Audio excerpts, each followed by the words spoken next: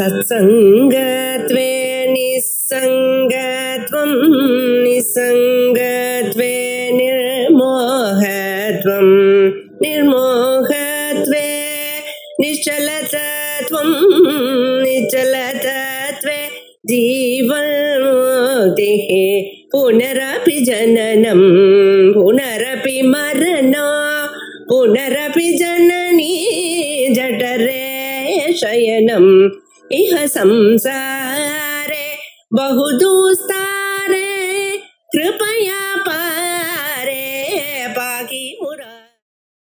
श्री गुरुभ्यो नमः। 84 அசமதமா இதம் அயுக்தம் வருது. அதுக்கு முன்னாடி இந்த அசமதம்ல இருந்து ஆரம்பிச்சு அப்பதான் இதம் அயுக்தம் வருது. இதுவரை காரணத்தை தனித்தமாக சொல்ல வேண்டிய அவசியம் என்ன அப்படின்னு கேட்டா பௌத்தனுடைய பதில் ஸ்திரமாக சொல்வதில் ஒரு கஷ்டம் இருக்கு.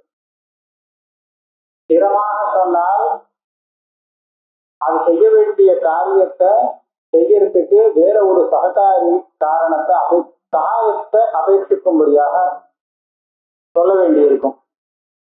அப்படி இல்லைன்னு சொன்னா அது செய்ய வேண்டிய சகல காரியத்தையும் ஒரே டயத்துல பண்ணிருக்கமே அப்படின்னு ஒரு ஆர்வம் இருக்கும். ஏன் இந்த கஷ்டங்கள்லாம் இல்லாம இருக்கிறதுக்காக என்ன பண்ணினா அதை தனித்தம் சொல்றாங்க. அது வேற எதையுமே அபேட்சிக்காது. தனித்தமான காரணம் ஒரு காரியம் அதனால முடிஞ்ச காரியத்தை உண்டு பண்ணும். அப்புறம் அது இருக்காது. அதனால அதுல கேள்வியே இல்லை. அதுதான் சௌக்கியமான ஒரு மார்க்கம்னு சொல்லிட்டு வந்தார். அசமதம் அசமதம்னு பௌத்தனுடைய மதத்தை பேசி பூர்வபட்சமா எடுக்கிறார். கணிகோபி நைவ அபேட்சத்தை கணிகோபி கணிகமாக இருக்கக்கூடிய காரணம் கூட எந்த சககாரியையும் அபேட்சிக்காது. ஏன் ஜன்ய ஜனகத்திய ஸ்வயம் அந்யாபேட்சா அனுபவத்தே. ஜன்யம்னா உற்பத்தி ஆகக்கூடிய காரணம், ஜனகம்னா அதுக்கு காரணம்னு இருக்கும். ஒரு காரியத்தை உண்டாக்கக்கூடியது இருக்கு, அது தனக்கு இன்னொன்னை அபேட்சிக்காது அப்படின்னு ஒரு நியமம் பண்ணிட்டான். ஜன்ய ஜனகத்திய ஸ்வயம் தனக்கு அந்யாபேட்சா அனுபவத்து. இதுவே இன்னொன்னு தேடிட்டு இருக்கு கணக்காக நினைச்சதுன்னா அப்ப இது என்ன இன்னொன்னு வேற ஒரு காரியத்தை உண்டு பண்ண முடியும்? தன் காரியத்தை உண்டு பண்றதுக்கு இது சக்தி இல்லை. ஏன்னா இதுவே கணக்கு இன்னொரு சககாரியை தேடிட்டு இருக்குன்னு சொன்னால் அப்ப இதுக்கு தன் காரியத்தை உண்டு பண்ணக்கூடிய சக்தி இல்லைன்னு சொல்ல முடியாது. அதனால அந்த மாதிரி வச்சுக்கூடாது. காரணம் தனக்கு இன்னொரு சககாரி காரணத்தை அபேட்சிக்காது.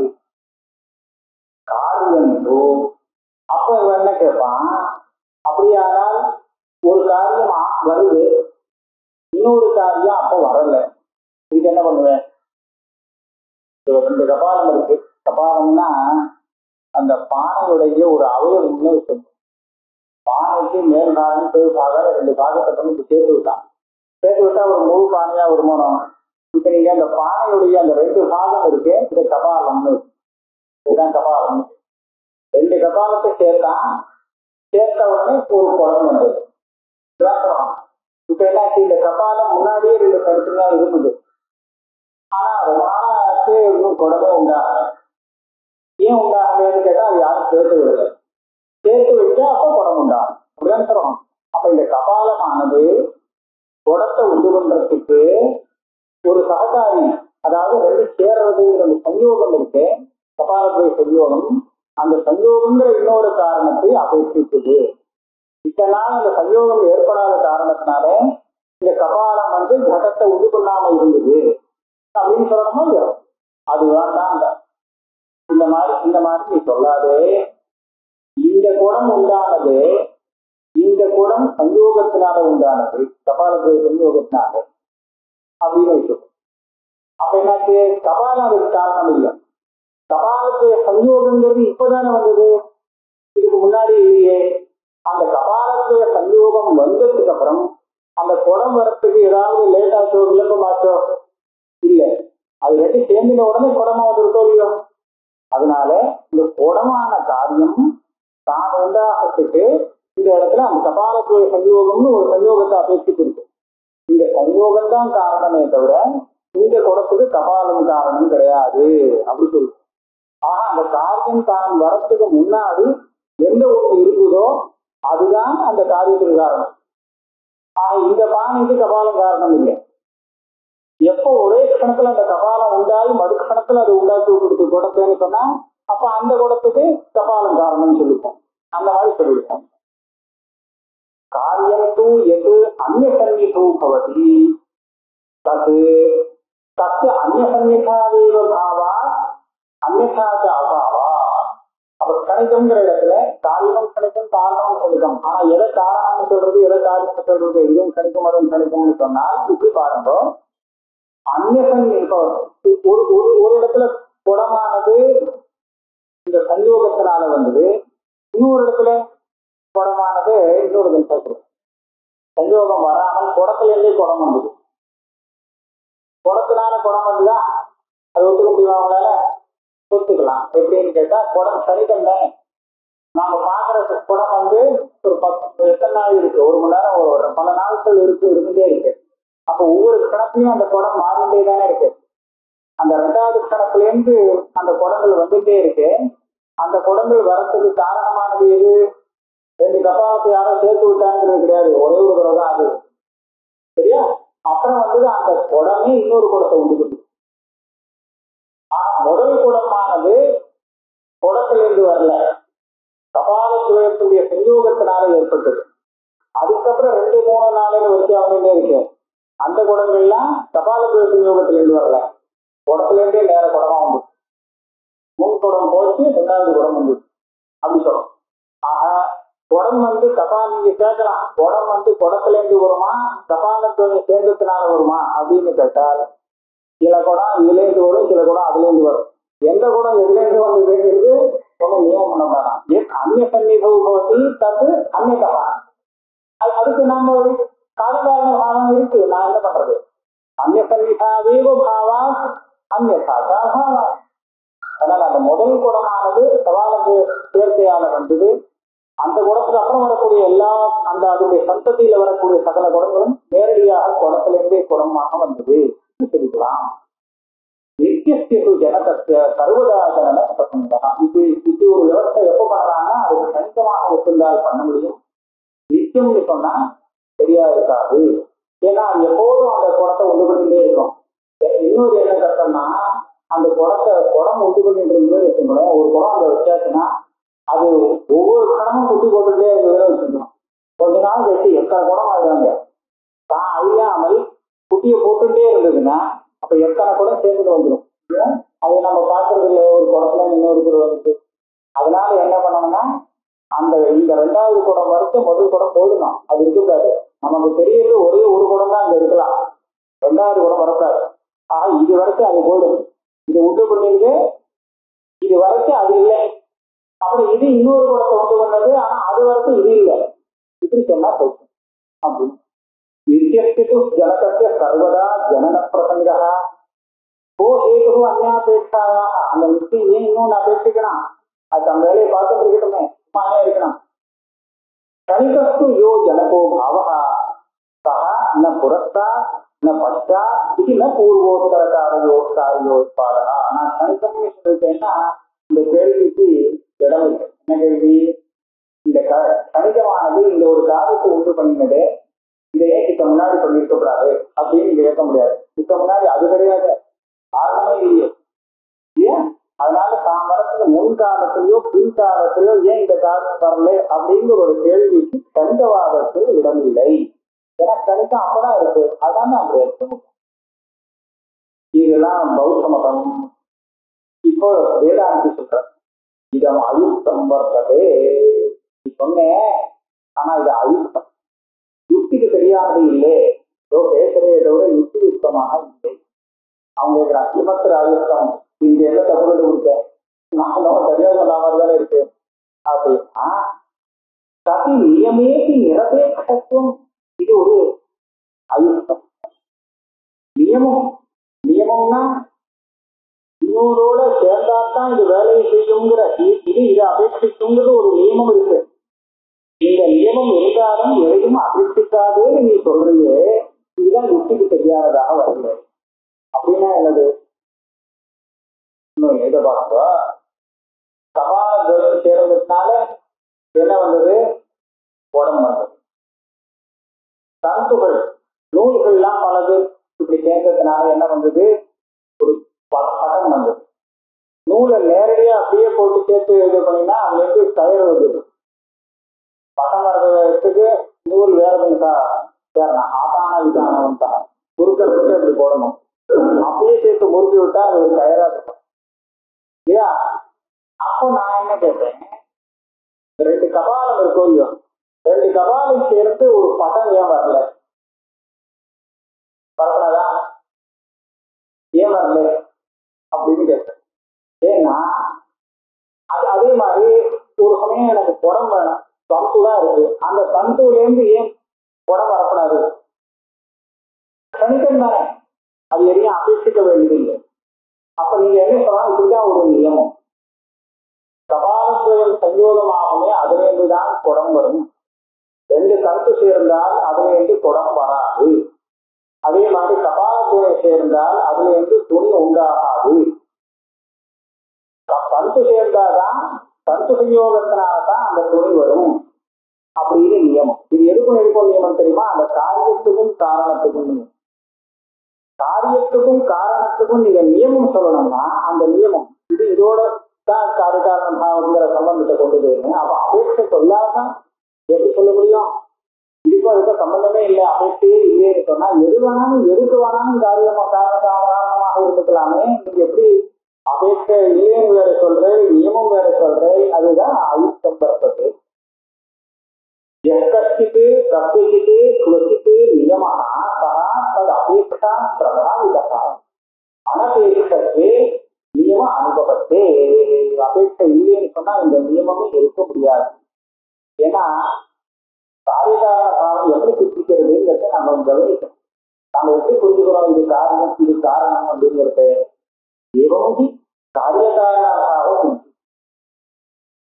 என்ன, காரியகாரண பாவம் எப்படி சித்திக்கிறது அப்படின்னு சொன்னா அன்வயம் விதிரேகத்தினால சித்திக்கிறது. அன்வயம் விதிரேகத்தில் ஒரு அம்சம் ரொம்ப ஜாகிரதையா அவர் போட்டிருக்கார். காரியத்தையும் காரணத்தையும் ரெண்டையும் சேர்த்து பார்க்கணும். காரணம் இல்லை அதனால காரியமும் இல்லைன்னு அது ரெண்டும் இல்லாத போனதையும் சேர்த்து பார்க்கணும். அக்னி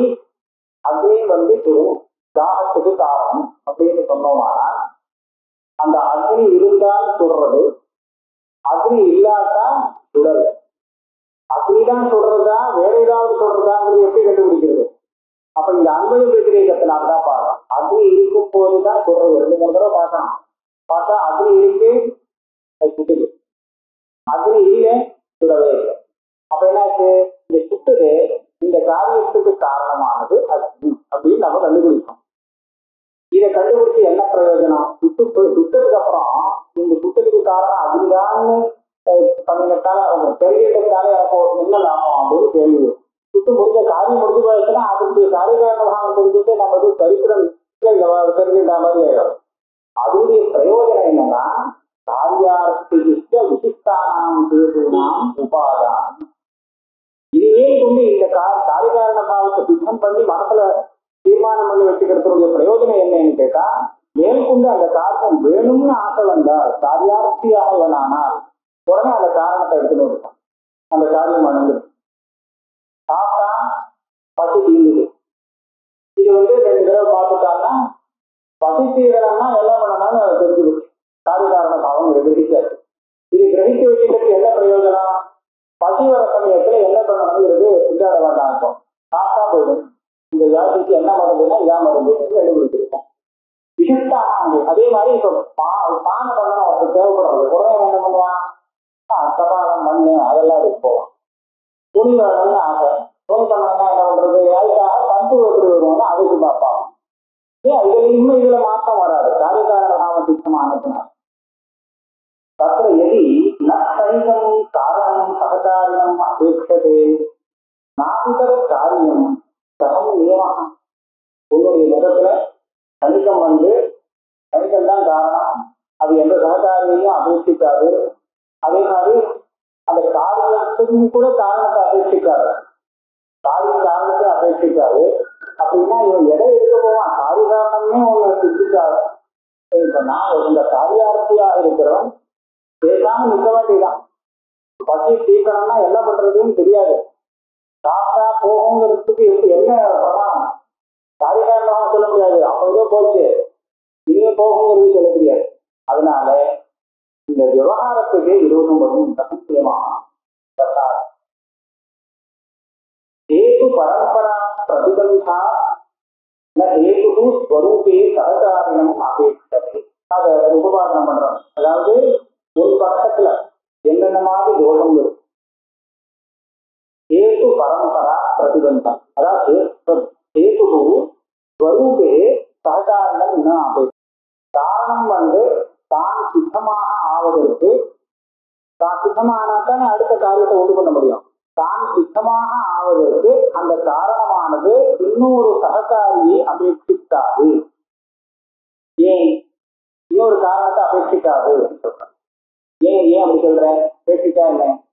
அப்ப இன்னொரு காரணத்தை அபேட்சிக்குமானால் அந்த அபேட்சிக்கப்படுற காரணம் இருக்கு, அது கூட தான் சித்தமாவதற்கு இன்னொரு காரணத்தை அபேட்சிக்கும். அப்ப அந்த காரணம் இருக்கு, அது கூட தான் சித்தம் ஆனதுக்கு தான் இன்னொரு உபகாரம் பண்ணலாம். அதனால அது இன்னொரு காரணத்தை அபேட்சிக்கும்னு அனவஸ்தாபேதம் வந்துருமா.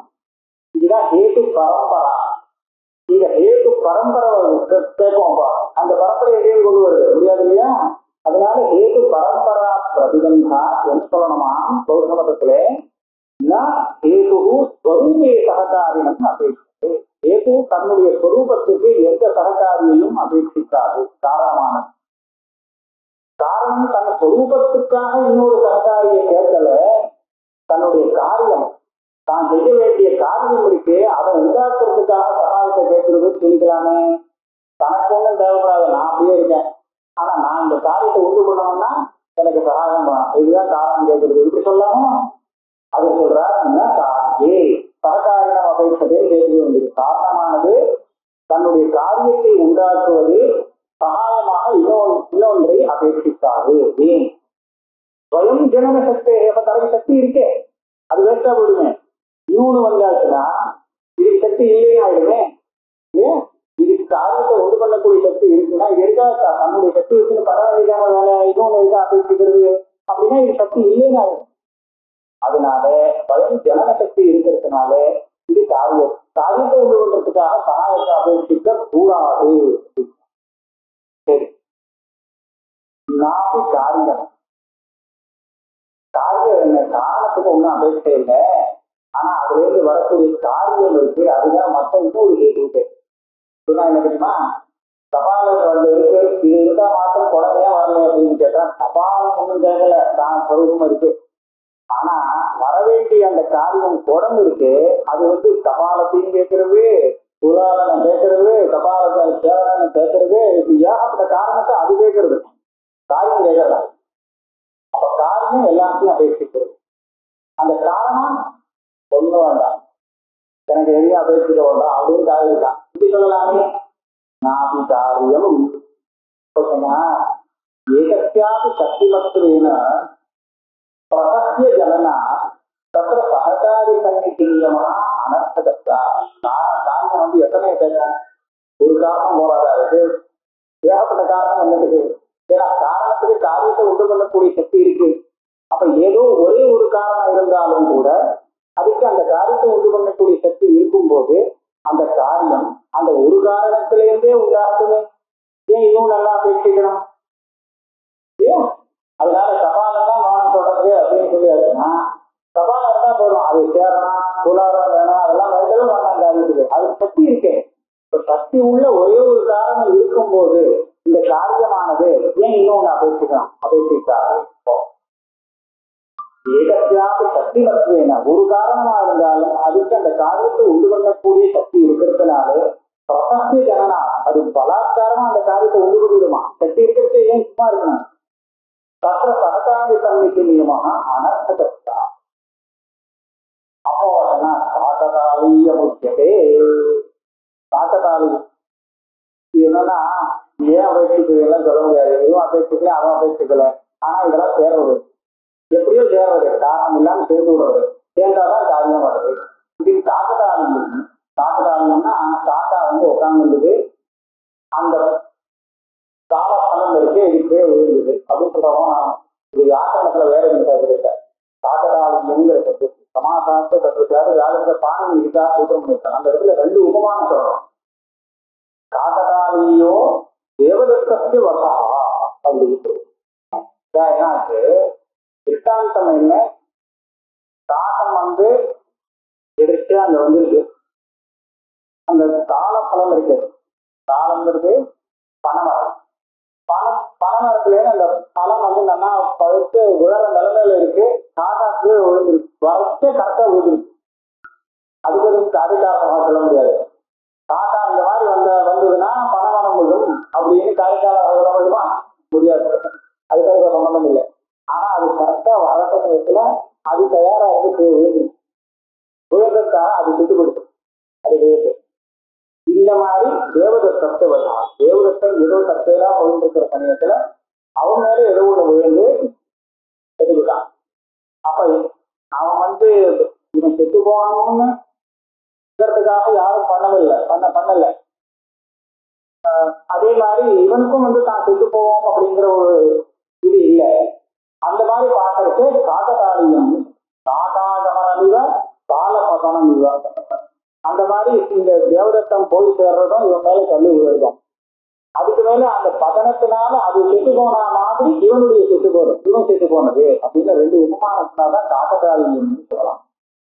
இந்த உபமானத்தை நம்ம எது உபயோகப்படுத்துறோம்னா, முன்னாடியே ஒன்றும் தீர்மானம் பண்ணி வச்சுக்கிறது இல்லை, காரியகாரண பாவங்கள்லாம் கிடையாது, கத்தையில நடந்தது அப்படிங்கிறதுக்கு இது உதாரணமா சொல்லுது. அதனால அந்த காரியத்தை உண்டு பண்ணக்கூடிய பல காரணங்கள் ஒரு இடத்துல சேர்ந்ததுன்னா அது யாரும் கேட்கல, அது கத்தையில சேர்ந்தது.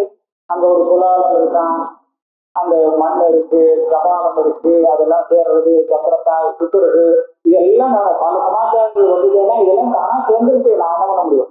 சேர்ந்ததுனால அது வந்தது, சேர்ந்ததுனால வந்ததுன்னு இல்லை, சேர்ந்து அதுக்கப்புறம் அது வந்தது, இப்படிதான் வந்தது அப்படி சொல்லலாம். இப்படி சொன்னா அப்புறம் லோகத்துல விவகாரம் நடக்காது. சகாத காரிய காரணம் விவகாராக காரியகாரண விவகாரங்கிறது சுத்தமா அசமமாயிடும், கிடையவே கிடையாது. ஏன்னா எந்த மாதிரி இருந்தா என்ன காரணம் வரும்னு ஒன்றும் தீர்மானம் பண்ண முடியாது. காகதாளியமா நடந்ததுன்னா அந்த காரிகாரணமாக இல்லை இல்லையா? அப்ப காரிகாரண விவகாரம் இல்லாதது. அப்ப மறுநாளைக்கு அந்த காரணம் வேணும்னு நினைக்கிறவன் அந்த காரணத்தை தேட மாட்டான். என்ன எப்படி வரும் சொல்ல முடியாது. தஸ்மா சங்கத்தியாதி பாவத்திய ஸ்வயம் ஜனகத்திய ஸ்வரூப அனுபயோகினி சககாரிணி காரிய சித்தையே அபேட்சா வாக்கிய. நீ கணிதம்னு சொன்னாலும் சரி, தனியா அந்த கணிதம் ஒரு காரியத்தை வந்து பண்ணாரு, அது கூட இன்னொரு சககாரியை அபேட்சிச்சாதான் பரிசனத்துல காரியத்தை உண்டு பண்ண முடியும். காரியகாரண பாவம் தான் அதுக்கு நியாமம். அல்லது அந்த கணிதமான காரணத்துக்காவது அபேட்சை சொல்லு, இல்லை உண்டாகக்கூடிய காரியத்துக்காக அதுக்காவது சொல்லு. பல காரணங்கள் சேர்ந்தாதான் அந்த காரியம் உண்டாகும். சொல்றதுலதான் வித்தியாசம். இந்த காரணம் உண்டாகணும்னா அந்த காரியம் வரத்துக்கு இத்தனை காரணங்கள் வேணும், இந்த 10 காரணங்கள் இருந்தாதான் இந்த குடம் உண்டாகும் அப்படின்னு சொல்லு. அல்லது அந்த 10 காரணத்துல ஒரே ஒரு காரணம் இருக்குன்னு, இந்த ஒரு காரணமாவது ஆனது தன்னோடு 9 காரணங்கள் இன்னொன்னு சேர்த்துட்டாதான் காரியத்தை உண்டாகும். இப்படியாவது சொல்லுங்க. சும்மா சொல்றதுக்குதான் வித்தியாசம், விஷயம் ஒண்ணுதானே. எப்படியா இருந்தாலும் ஒரு அபேட்சை சககாரி வேணுங்கிறது நீங்க ஒத்துக்குதான். ஆனா கணக்கு சொல்லியும் ஒன்றும் பிரயோஜனப்படாது. காரியத்தீவா சாமகிரி சாத்தியத்துவா. சாமகிரிங்கிறது காரண கலாபம்.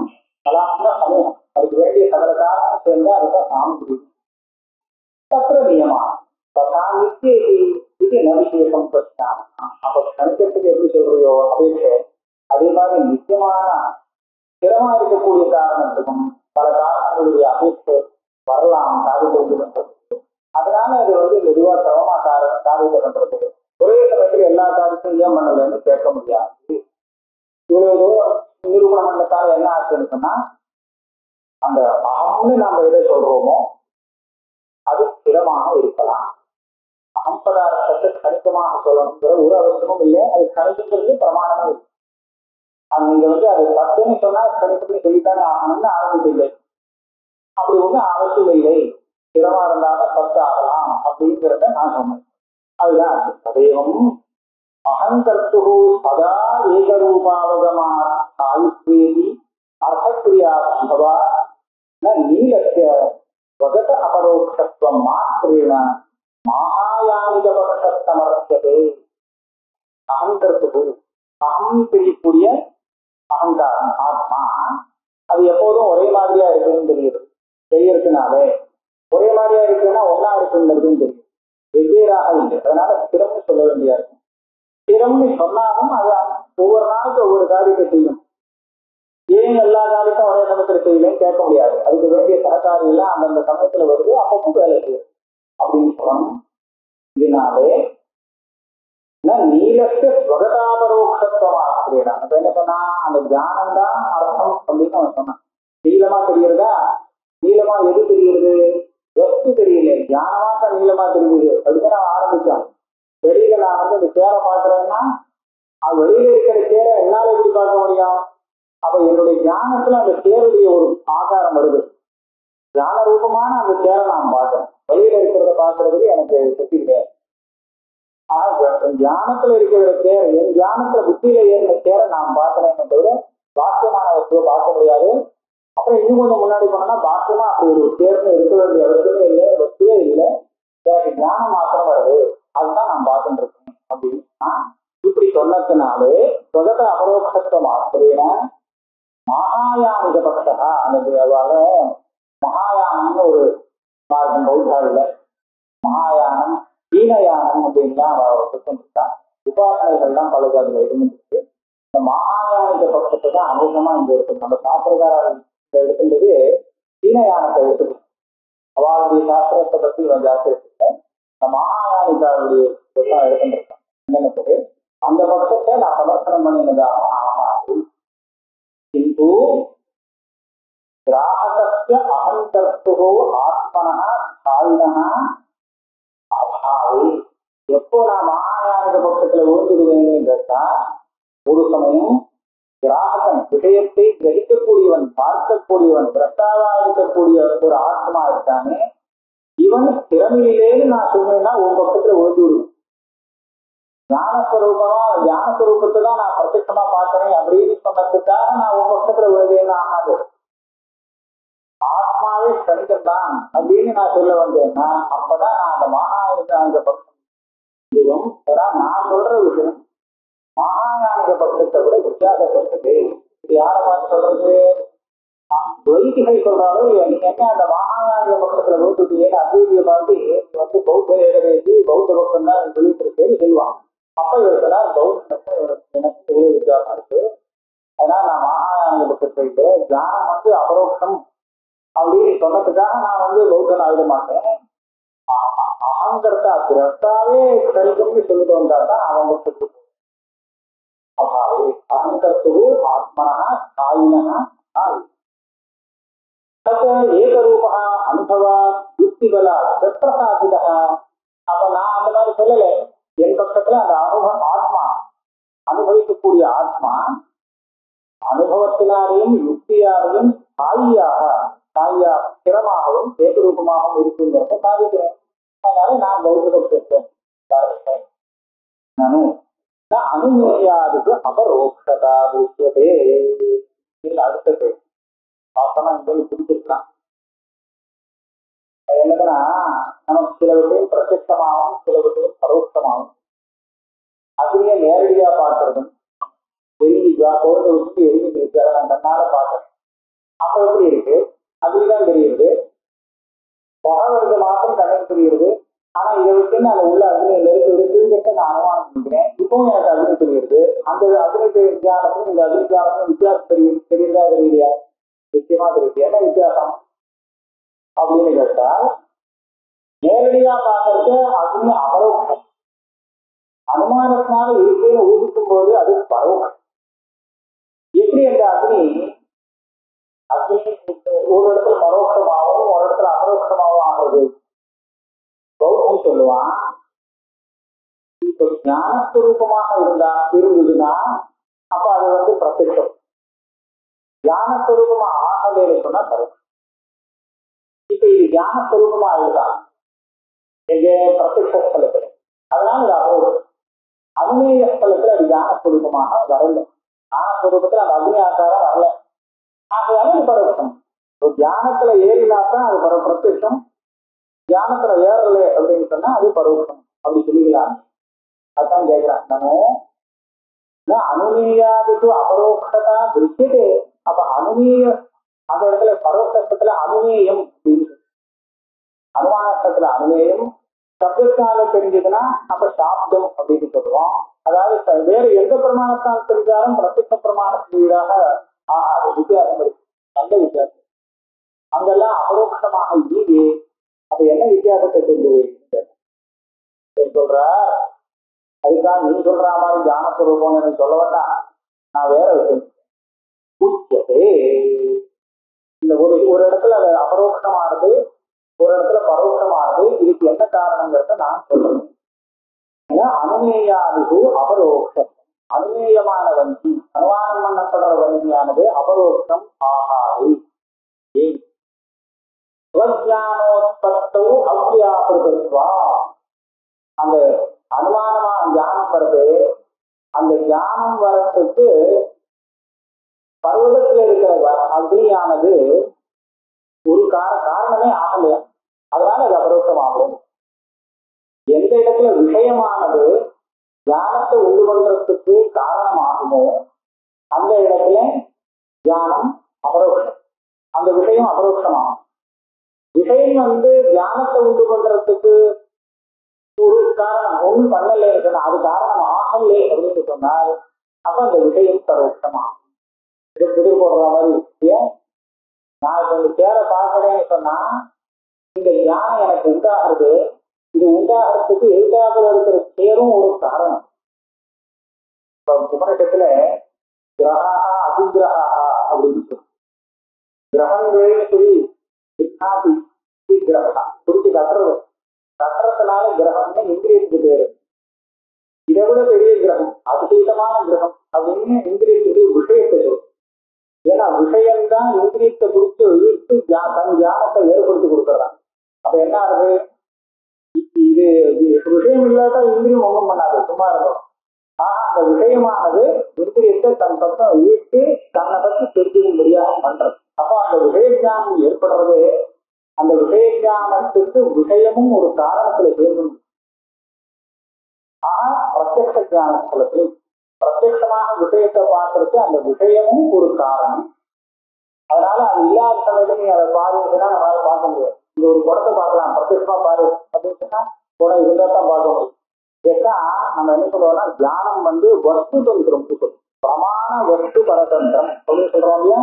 சுருக்கதந்திரம் இல்லையா தியானம். பிரமாணம்னா இந்திரியம், வஸ்துனா விஷயம். இது ரெண்டுக்கும் அதீதமாத்தான் தியானம் உண்டாகும். இந்திரியம் இருந்தும் விஷயம் இல்லாட்டா அந்த விஷயம் தெரியாது. விஷயம் இருந்து இந்திரியம் இல்லாட்டாலும் தெரியாதுதான். இது ரெண்டும் இருந்தா தெரியும். ஆனா இது ரெண்டும் இல்லை, எனக்கு அந்த தியானம் வரணும்னு நான் ஆசைப்பட்டேன்னா எனக்காக அந்த தியானம் வந்துவிடாது. இதான். ஆக இது புருஷதந்திரம் இல்லை, பிரமாண வஸ்து பரதந்திரம். ஆக இப்ப என்னாச்சு? இருக்க சொன்னேன், விஷயமும் அந்த தியானம் வரத்துக்கு ஒரு காரணமாக ஆகும். இது எந்த இடத்துலன்னா பிரத்யக்ஷ ஸ்தலத்துல தான், பரோட்ச ஸ்தலத்துல இல்லை. எப்படின்னு பார்க்கணும். பிரத்யக்ஷ ஸ்தலத்துல இந்திரியமும் விஷயமும் சேர்றது. பரோட்சமான ஸ்தலத்துல அந்த அக்னிக்கும் என்னோட கண்ணுக்கும் சம்பந்தம் ஏற்படாது. இந்த புகையெல்லாம் நான் பார்த்தேன், அக்னியை பார்க்க முடியல. அப்படி இருக்கும்போது நான் அனுமானத்தினால அதை ஊகிக்கிறேனே தவிர அந்த அக்னியோடு என் கண்ணுக்கு நேரடியான சம்பந்தம் கிடையாது. இன்னும் ஒண்ணு, அனுமானத்துக்கு விஷயத்தை காரணம்னு ஒத்துக்க முடியாது. ஏன் ஒத்துக்க முடியாது? காரணம்னா இருந்தாத்தானே காரணமாகும். அனுமானம் எப்ப வேணாலும் பண்ணலாம். இப்ப இங்க ஒரு நிறைய நதியில ஜலம் நன்கு பிரவாகம் ஓடுறதுன்னு பார்த்தோம்னா இதை வச்சுட்டு நம்ம அனுமானம் பண்ணிக்கலாம். இங்க இருந்து 100 மைல் தூரத்துல இந்த பர்வதம் இருக்கு. அங்க இத்தனை நேரம் முன்னாடி அதுக்கு ஒரு குறிப்பிட்ட காலத்துக்கு முன்னாடி நிறைய மழை பெய்ஞ்சிருக்கு அப்படின்னு அனுமானம் பண்ண முடியும். ஆனா அது அங்க மழை பெய்ஞ்சு இங்க ஓடி வரணும்னா அது கொஞ்சம் காலம் தேவைப்படும் முடியும். ஆனா அத்தனை காலம் முன்னாடி, ஒரு நாள் முன்னாடி அங்க இத்தனை மழை பெய்ஞ்சிருக்கு அப்படின்னு இங்க இதை பார்த்து அனுமானம் பண்றாங்க. ஆனா இவன் எப்போ அனுமானம் பண்றானோ அப்ப அந்த மழை நின்று இருக்கு. அப்பதான் அந்த மழையானது எது அனுமானம் பண்றான், மழை அனுமானம் பண்றான் இல்லையா, அந்த மழையானது இவன் அனுமானம் பண்றதுக்கு ஒண்ணும் காரணம் இல்லை. அதே மாதிரி மேகத்தை பார்த்து அந்த மேகத்துடைய விசேஷங்கள் எல்லாம் பார்த்து இத்தனை மணிக்கு மழை பெய்யும் அப்படின்னு அனுமானம் பண்ணான். இந்த மாதிரி வந்ததுன்னா இன்னும் ஒரு மணி நேரத்துல நல்லா கொட்டும் அப்படின்னு அனுமானம் பண்ணிட்டான். 1 மணி நேரத்துல கொட்டும்னா இவன் அனுமானம் பண்ணது முன்னாடியே அனுமானம் பண்ணிட்டான். எதை அனுமானம் பண்ணாலும் அந்த மழை இன்னும் வரல, இனிமேதான் வரப்போது 1 மணி நேரத்துல. அப்படின்னா அது எப்படி அனுமானம் அந்த தியானத்துக்கு காரணமாகும். ஆனா இது நான் எதுக்காக சொல்றேன்னா, அனுமானத்தினால அதீதத்தையும் அனுமானம் பண்ணிக்க முடியும், பவிஷ்யத்தையும் அனுமானம் பண்ண முடியும், வர்த்தமானத்தையும் பண்ண முடியும். ஆனா வர்த்தமானத்துல மாத்திரம் நீங்க பிரத்யட்சமா பாக்குறத அதீதத்தை பிரத்யட்சமா பார்க்க முடியும். நாளைக்கு வரப்போது நீங்க கொஞ்சம் பிரத்யட்சமா பார்த்துட்டு சொல்ல முடியுமோ, அனுமானத்தாலதான் சொல்லுவாங்க இல்லையா. அதனாலே பிரத்யட்சத்துக்கு விஷயம் இருக்கணும், இருந்தாதான் வரும். அதனால விஷயம் காரணமாகும். அனுமானம் பண்ணும் காலத்துல அந்த விஷயம் இருக்கணும்ங்கிறது நெருங்குமுறை இருக்கட்டும், அது இல்லாட்டாலும் பரவாயில்ல அனுமானம் பண்ணிக்கணும். அதனால பரோட்ச ஸ்தலத்துல அந்த விஷயம் தியானத்தை உற்பத்தி பண்றதுக்கு வேலை செய்வதில்லை, காரணமாகவில்லை. அவ்வியாபிருதத்வா தியானத்தை உற்பத்தி பண்றதுக்கு எது காரணமாகுமோ அந்த காரணமானது அந்த தியானத்தை உண்டு பண்றதுக்காக ஒரு வேலை செய்யறதான். வியாபாரம்னா அது செய்யக்கூடிய வேலை. என்ன வேலை செய்யறது நமக்கு தெரியாது. ஆனால் எதெல்லாம் காரணமோ அத்தனை காரணமும் காரியத்தை உண்டு பண்றதுக்குன்னு ஒரு வேலை செய்யுது. நமக்கு என்ன வேலை செய்யறது செய்ய சொல்ல தெரியாதா கூட அதுல ஒரு வியாபாரங்கிறது இருந்துருக்கிறார். சரி, அப்ப எப்படி அனுமானங்கிற தியானம் வருது? லிங்காதீனாமேவ உதஷ்டி சம்பந்த விசேஷா விசிஷ்டைகார்த்த ஞான ஹேதுவா. அந்த லிங்கம்னா ஹேது, ஹேதுன்னு சொல்லுவோம். ஆனா அந்த பேரு சுத்தத்தை மாற்றி மாற்றி பிரயோகமாகும். அதாவது அடையாளமாகும். பூமம் புகை வருது, இதுதான் எனக்கு அந்த அக்னியை காண்பித்து கொடுக்கும். இந்த புகையானது அக்னியை காண்பித்து கொடுக்கணும் அப்படின்னா அக்னியோடு இருக்கு வியாப்தின்னு ஒரு சம்பந்தம் இருக்கு. அந்த சம்பந்தம் இவனுக்கு தெரிஞ்சிருக்கு, சம்பந்தம் இருந்தா போறாது, அது வருமானம் பண்றது தெரிஞ்சிருக்கணும். தெரிஞ்சிருந்தாதான் இதை வச்சு அது வருமானம் பண்ணுது. அதனால என்னாச்சு, புதஸ்தி சம்பந்த விசேஷா, அந்த ரூபத்துக்கு அக்னியோடு ஒரு விசேஷமான சம்பந்தம் இருக்கான். அந்த சம்பந்தம் தெரிஞ்சதுனால இவன் விசிஷ்ட ஏகார்த்த ஞானம் இருக்கும். அதுவே இவனுக்கு அந்த அக்னி இருக்கு அப்படிங்கிற ஒரு விசேஷமான தியானம்னா அனித்யாத்மகமான தியானத்தை உண்டு கொள்கிறது. பிரமேயத்தினோத்பத்தி ஹேதுக்கு பிரமாணாபாவா. அந்த இடத்துல இந்த அனுமானத்தால் பிரமேயம் என்னன்னா அக்னிதான். என்ன அனுமானம் பண்ணினா இருக்கு, அனுமானத்தால் தெரிஞ்சது என்னன்னா அக்னி இருக்குன்னு தெரியும், அதுதான் பிரமேயம். அந்த அக்னியானது இவன் தியானம் வரத்துக்கு, இந்த அனுமானம் வரத்துக்கு எந்த விதத்திலும் உதவலை. அது இதுக்கு காரணம் ஆனது. பிரஜானோத்பத்தி ஹேதுக்கு பிரமாணாபாவா. அலம் பிரபஞ்சாகத பிரபஞ்சேன். இந்த பௌத்த மதத்தை நிராகரணம் பண்றதுக்கு இவ்வளவு தெரிந்து வைத்தோம். இது பிரபஞ்சாத்மகம். இதை நிராகரணம் பண்றது அத்தியாச வாக்கியத்துல இதை நிராகரணம் பண்ணணுங்கிறது நமக்கு ஒன்றும் கட்டாயம் அவசியம் இல்லை.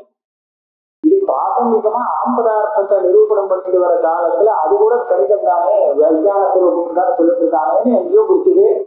அது தொடர்ச்சியா இவ்வளவு தூரம் வந்து இது இப்ப நிறுத்தலைன்னா நிறுத்த முடியாதுங்கிறதுக்காக ஆளான இதோட நிறுத்திக்கிறேன். இதுக்கு மேல வேணுமே கொஞ்சம் அப்படின்னு கேட்டால் அதுக்கு ஒரு அதிகரணம் வரும். சுவாவகரேவ ஏதத்து சுகதமத பரீட்சாயாம் நிபுணத்தரம் பிரபஞ்சயிஷ்யாமம். சுகத மத பரீட்சா இது எங்க வரப்போறது? 2வது அதிகாரம் 2ஆம் பாகம். அங்க பௌத்தனை நிராகரணம் பண்றதுக்காக 2 அதிகரணம் இருக்கு. அந்த 2 அதிகரணத்துமே சூத்திரமே நிராகரணம் பண்றது. அப்ப அந்த இடத்துல இவனை பாக்கி வச்சுப்போம், இவனை நிராகரண பிரகாரங்கள் தான் அப்படின்னா இவர் பண்ணணும்னு நினைச்சிருக்காரு. 2வது பாதத்துலாம் பஞ்சபாதி ரொம்ப நினைச்சிட்டு இருக்காரு. ஆனா அது பண்ண முடியலையோ என்னவோ ஆயிடுச்சு. இல்லை சுகதமத பரீட்சாயாம் நிபுணத்தரம் பிரபஞ்ச விஷயாமா.